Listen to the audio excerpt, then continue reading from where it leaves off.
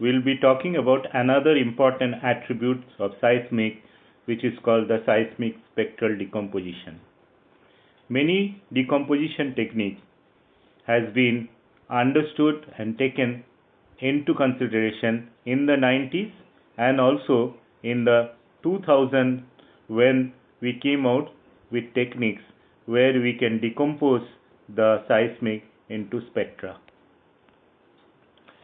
Here is a case where we will be talking about the attributes of spectral decomposition. Spectral decomposition of time frequency analysis is a method to aid in the interpretation of seismic data. Spectral decomposition can be performed on a multitude of attributes like frequency, deep, azimuth, etc. Through the frequency is the most common. So it can be also performed on time migrated data and results in tuning frequency with unit of hertz. The main use of the attribute is to help with stratigraphic interpretation by improving thin bed resolution and showing temporally bed thickness variability. This is necessary because a wavelet will often span multiple subsurface layers, resulting in complex tuned reflection, which is the result of convolution model. I must once again iterate that the tuning thickness of a bed is equivalent to lambda by 4, where lambda is the wavelength of the incident ray. We know this is called Rayleigh's criteria. That means if there is a bed with an upper surface and a lower surface, we will be able to resolve the same if the thickness is approximately equal to lambda by 4. Although in theoretical cases it is equivalent to lambda by 12, but for all practical purpose it has been seen equivalent to lambda by 4. Though the overprinted by the wavelet in the recorded seismic data, thin beds still possess unique frequency expressions. Thus, if the recorded traces are transformed from the time to frequency domain, the spectra can be extracted. There are numerous methods to perform this transformation and create spectral decomposition time slices and volumes, all of which are computed on a trace-by-trace basis. One of these methods is termed as short window discrete Fourier transform. All of you know how to do Fourier transform. You have done that in class 12 in your first year and second year in your undergraduate course. In essence, this method takes vertical slices or entire volumes and assign weights to traces or cross correlation with tapered sines and cosines over a fixed time window. Now this time window is centered about each analysis point at a given time. Commonly the window length varies between 50 to 100 milliseconds with a taper of around 20% of the window length. Continuous wavelet transform is another common method utilized in spectral decomposition. It is similar to short FT. However, CWT, which is the continuous wavelet transform, has a varying window length taper which is proportional to the central frequency, being shorter for higher frequencies and longer for lower frequency. The result of these differences in window length is in resolution. The SWDFT will have a fixed time frequency resolution while the CWT will not. Now, there are many methods of spectral decomposition. There are Fourier transform, short time discrete Fourier transform, S transform or Stockwell transform, continuous wavelet transform, matching Persuade and other dictionary based transform, empirical mode decomposition, Wigner-Weil distribution which came in 2010, and synchro squeezing transform. Now we will not go into all of this, but we will talk about the Wigner-Weil distribution, which is compared to a short time Fourier transform. The Wigner distribution function provides the highest possible temporal versus frequency resolution mathematically possible. WDF spectrograms are too slow for streaming audios compared to FFT ones. They take about 50 times longer to compute. Now the S transform is a time frequency distribution which is developed in 1994 for analyzing geophysical data. S transform is generalization of the short Fourier transform extending the continuous wavelet transform and overcoming some of its disadvantage. Modulation sinusoidals are fixed with respect to time axis. This localizes the scalable Gaussian windows dilation and translation in S transform.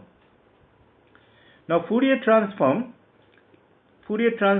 is a mathematical process which provides that any continuous function can be or could be produced as an infinite sum of sine and cosine waves.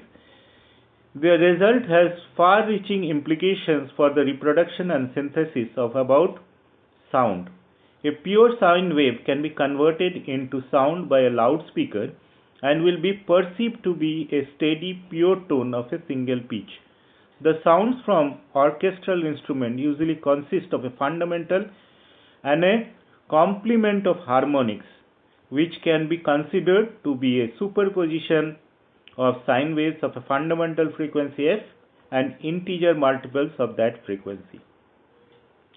The process of decomposing a musical instrument sound or any other periodic function into its constituent sine or cosine wave is called Fourier analysis. You can characterize the sound wave in terms of the amplitudes of the constituent sound waves which makes it up. This set of numbers tell you the harmonic content of the sound and is sometimes referred to as harmonic spectrum of the sound. Now here is an example of Fourier transform.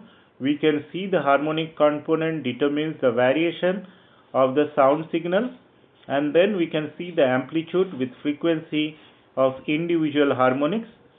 Once you have known the harmonic content of a sustained sound from the Fourier analysis, you have the capability of synthesizing that sound from a series of pure tone generators by purely adjusting these amplitudes and phases and adding them together. This is called Fourier synthesis. The example is shown in the right.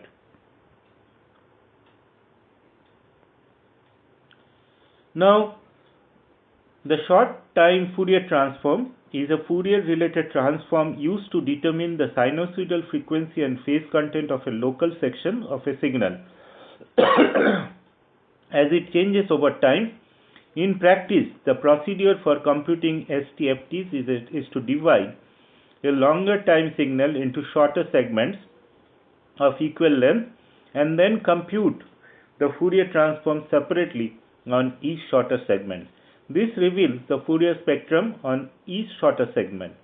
Once then usually plots the changing spectra as a function of time, known as spectrogram or waterfall plot.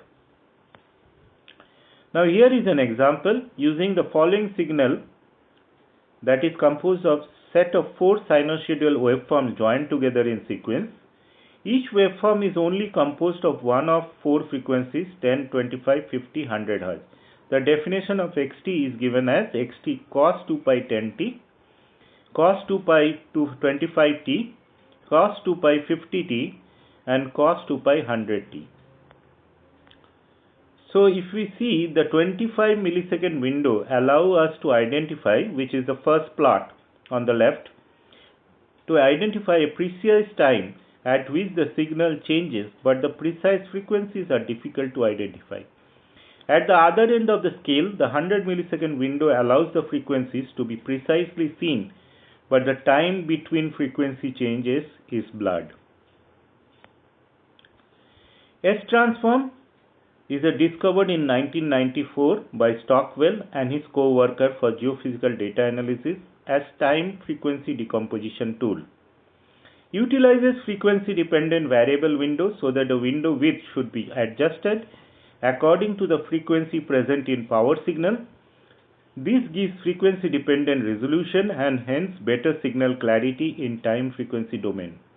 It also gives information about the relative amplitude of various sinusoids present in signal at any time. Frequency marginal gives fast Fourier transform of signal and hence signal can be recovered easily by inverse FFT. Now here is a very good example of S transform. You can see the input signal. We perform FFT, that is fast Fourier transform. and then we perform IFFT, that is inverse Fourier transform, and each of this spectrum is given with a color code. Once we split the bandwidth and perform FFT, the next step is to glue the portions and get an output. Here is a typical workflow for seismic spectral decomposition. We can see the seismic map. We cut out a patch from the seismic map. It goes into the compute real cepstrum and then compute spectrum, that goes to spectral features, and that goes to the classification, and we have the score categories, which are the secure categories. That is the various scenes we can see within the scope. Then we estimate the modal order, minimize cost function, and based on that we estimate components, that is peak positions and height. At the bottom we can see that the cut patch goes into the database formation. There are two options: choice of training and testing sample, database annotation for accuracy estimation, which once again is fed into choice of training and testing samples, is goes into the KNN classification and goes to various scene categories. So this is what is a typical workflow for spectral decomposition. So in nutshell, there are two stages of seismic spectral decomposition. The spectral decomposition in the seismic consists of two steps. Selection of the attribute to decompose should be meaningful, that is, the attributes that are mathematically independent but correlated through the underlying geology. And frequency is the prime attribute, others are deep, azimuth, etc.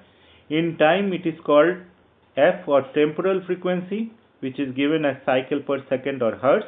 In depth it is called K, or spatial frequency wave number. The second point, which is also important, is a co-render with the existing seismic display, which is a combination of the RGB color model and alpha opacity blending. With this we come to the end of spectral decomposition. We wanted to give you a flavor that spectral decomposition is the latest technology which is applied to the seismic data for meaningful understanding of subtle traps, fault, disruption, joints and fractures. Important component of a seismic data is frequency, and based on the frequency we prepare windows which can be of equal length, which can be of variable length, and we try to see that the window is centered about each analysis point at a given time. Commonly window lengths range from 50 to 100 milliseconds with a taper of around 25% of the window length. And most of the time we do a continuous wavelet transform. However, recent technologies like Wigner-Valley distribution and S-transform are also incorporated in the workflow of seismic attribute analysis. Thank you very much.